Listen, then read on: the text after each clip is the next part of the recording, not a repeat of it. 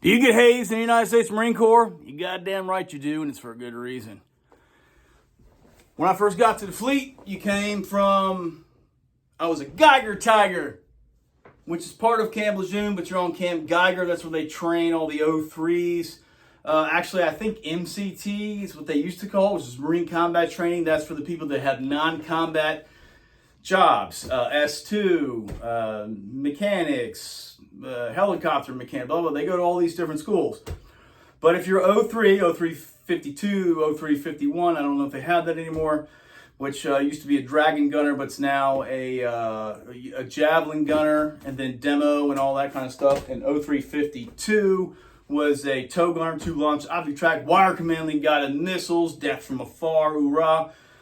So when you go to School of Infantry, it's actually harder than boot camp. If you ask most guys, I think they'll agree, because the physical standards are either you meet them or you're out.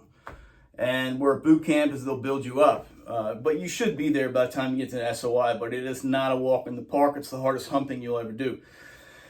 And then you're going to learn basic infantry tactics. And then finally, long story short, I can go into SOI at another point, but we're talking about hazing.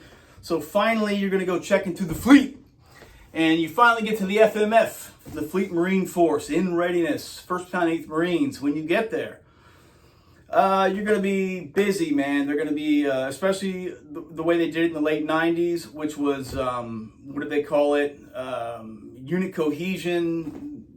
You know, so you went to boot camp with and School of Infantry with, you ended up in the fleet with.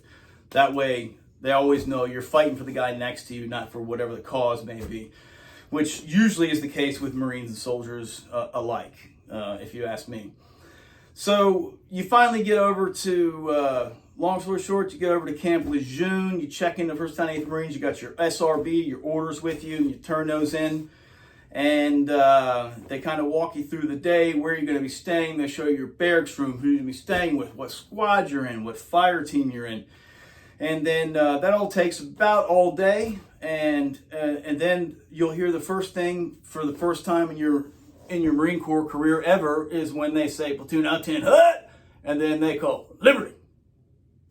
And you don't even barely know what to do. But everybody scatters. You can actually take your uniform off for the first time, put on civilian clothes, go out in town, go to the PX, the post exchange, go bowl, whatever the hell it is you want to do. But, you've been in training for, a year at that point. And so it's, you're still trying to figure it out. So the question is, do you get hazed? Absolutely. And I think it's for good reason. It creates unit cohesion. It creates trust. Because the way they're seeing it, these cats have been at it. They've already got some deployments under their belt likely. And they're going to want to see what you're made of. Because, a lot of guys graduate boot camp. Some of them just barely. Some of them do it without anybody noticing anything. And some of them do it at the head of the class, which is, a few or whatever. And so they're still going to see what you're made of. And usually it doesn't happen right away because everyone's very helpful. They're getting you checked in. And then usually maybe that first weekend, Friday evening when they call liberty, usually around maybe 14 or 1500, which would be 2 or 3 o'clock, they'll be like scatter. And so typically you'll have a formation. They'll go over whatever information needs to be said for that weekend, whether the battalion commander may issue some base-wide order or something like that. Other than that, your ass is going to be back right in that same spot Monday morning with a fresh haircut and a fresh shave and a freshly pressed uniform with polished boots. Every Monday while you're in garrison, that's for sure. When I say in garrison, I mean you're staying in a barracks, you're not out in the field, you're not training, you're not on op, you're not deployed. And so a lot of guys kind of showed up with a plan, and they either were grouped together and swooped home. When I say swoop, that means like, hey man, you live in New York, I live in New York. They all would go home together. But it's a rough kind of gig. It's like a long 7-8 hour drive from Camp Lejeune because it's on the coast. You got to go in and then up. And, sometimes it's not really worth it. For me, I live in just outside of Washington, D.C., and so to me, I didn't have a car or anything like that. So I just stayed at the room with my roommate, and we were brand new. But I was 21. I was a little older when I went to boot camp, And so that night, I walked to the PX and got a 6-pack of beers, and I'm sitting in the room, and all of a sudden the corporal shows up, and he's like, he opens the door, and I'm following the rules. I'm like, hey, good evening, Corporal, and he's like, hey, with a big smile on his face, just checking on you, want to make sure everything's okay, the new guys around here. And he's like, are you drinking some beers? And I'm like, yeah, and I'm 21. He goes, oh, okay. I first of all, I don't think he believed I was 21, but I had my ID, of course. Every military guy has an ID, some way or another. And he's like, okay. He looks in the fridge. He's like, oh, I just want to make sure you're aware of the rules. And I smelled a rat. I'm not stupid. I was older. And something kind of seemed off, like why this guy would be so excited with a big smile on his face. Usually if I've ever been ripped off or jumped or anything like that, it's with a person with a big smile on their face at first. And I thought something was up, but it's the United States Marine Corps, and he had his duty belt on.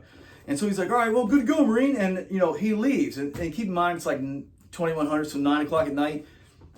And then another guy comes, So long story short, there's a bunch of salt dogs, guys with in my room.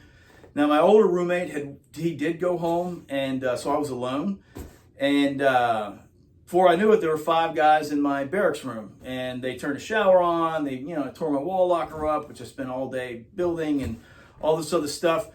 But once it started happening, I'm like, okay, let's do it. And, they turned the shower on, like, get in the shower. And I had all my clothes on. So I got in the shower, and they kind of laughed about it. I'm like, yeah, I get it. It's pretty funny, I guess. And, they kind of, I don't know, made me do handstands in the shower and threw shit at me and tore my room up, which I was used to anyway, because, hey, it took me 10 minutes to clean it back up. And the next day was Sunday. So Monday morning, I didn't say shit to anybody about it. And the next thing I knew, life got easier and easier, because these cats need to know they can trust you. It's not a light business that they're in, especially being 1st Battalion 8th Marine, which is a force in readiness. It means you can deploy anytime, and you could be anywhere at any time, anywhere in the world, against some very vicious sort of enemy, or maybe even a humanitarian thing. But you have to be able to trust each other and know you got each other's back. So I think it's a fucking joke when people start cracking down on hazing. Granted, people get carried away with it all the fucking time. Sticking brooms in guys, that's over the top. However, creating stress and seeing how you handle that, it's all it is. And seeing if they can trust you, and seeing if you're going to cry about it and go to, I want to talk to, the battalion XO, blah, blah, so it's a very normal and natural part of not only just being human, but the military. And so the military cracked down on it, I guess, because, but guys feel, and women too, feel like they're more a part of the team once they pass that final bout, the final thing. And it should be tough, because your life is going to be tough. Being an infantry Marine or an infantry soldier is not an easy life, but a lot of people agree with me. It's not an easy life, but it's a good life. And I had a 30-year veteran from the Army tell me one time, he was 03 the entire time. He just said, it's a hard life, but it's a good life. And that made sense to me, and I understood it. And so hazing, not only do I think, is it absolutely necessary, I just think it's absolutely necessary for the individual getting hazed. Because that's when you get through that, you truly feel part of the team.